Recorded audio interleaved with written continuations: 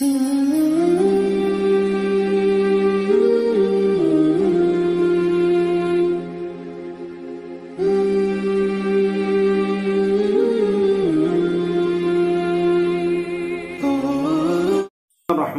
نحمدہ ونصلی علی رسولہ الکریم اما بعد۔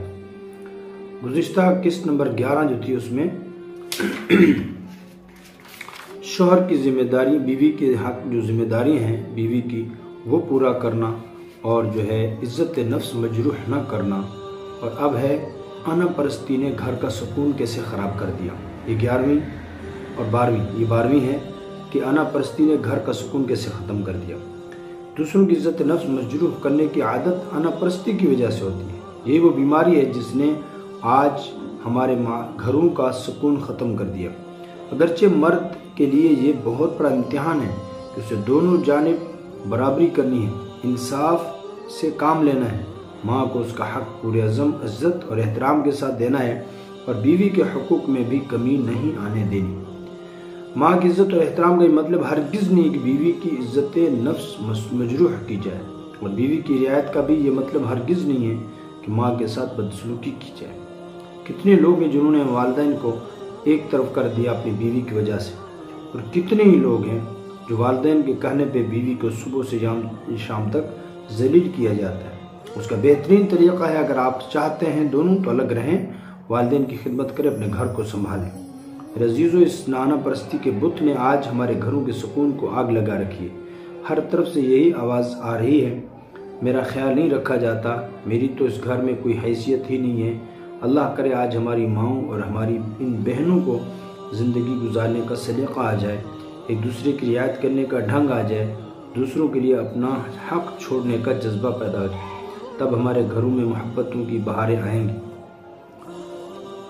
بیوی کی تعریف کیسے کی جائے؟ عنوان ہے کہ بیوی کی تعریف کیسے کی جائے۔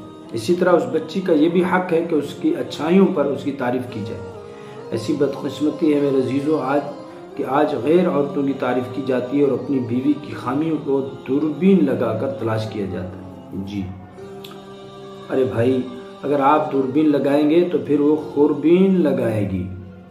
زندگی کی گاڑی عیوب دیکھ کر نہیں چلا کرتی، سوائے حضرت محمد صلی اللہ علیہ وسلم کے کہ کون ہے جس سے آپ بالکل پرفیکٹ یعنی صحیح قرار دے سکتے ہیں۔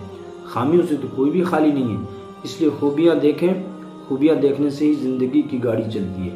آپ دوسروں کی اچھائیاں دیکھیں گے، وہ آپ کی اچھے ہونے کی علامت ہے، اس کو اچھا دیکھیں گے۔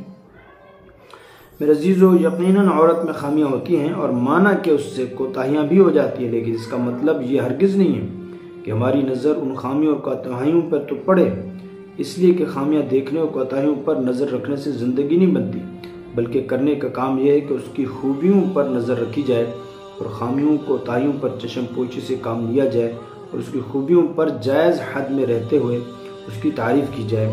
حالانکہ میرے دوستو، بیوی تعریف سے بہت جلد اسیر ہو جایا کرتی ہے، لیکن آج کا شوہر اس ہتھیار کو استعمال ہی نہیں کرتا۔ اوروں کی تعریفیں کرتے ہوئے اس کی زبان نہیں تکتی، لیکن اپنی بیوی کے لیے 2 میٹھے بول بولنے کا بھی اس کے پاس وقت نہیں ہے۔ ارے میرے عزیز دوستو، بزرگوں، غیرت مند بیوی دوسری عورتوں کی تعریف ہرگز برداشت نہیں کر سکتی۔ ہاں، غیرت مند عورت دوسری عورتوں کی تعریف ہرگز برداشت نہیں کر سکتی بیوی، جیسے غیرت مند مرد غیر مردوں کی تعریف اپنی بیوی کی زبان سے نہیں سن سکتا، ایسے ہی غیرت مند بیوی اپنے شوہر کی زبان سے غیر عورتوں کی تعریف برداشت نہیں کر سکتی۔ میرے عزیز دوستو، بزرگوں، جیسی کرنی ویسی بھرنی۔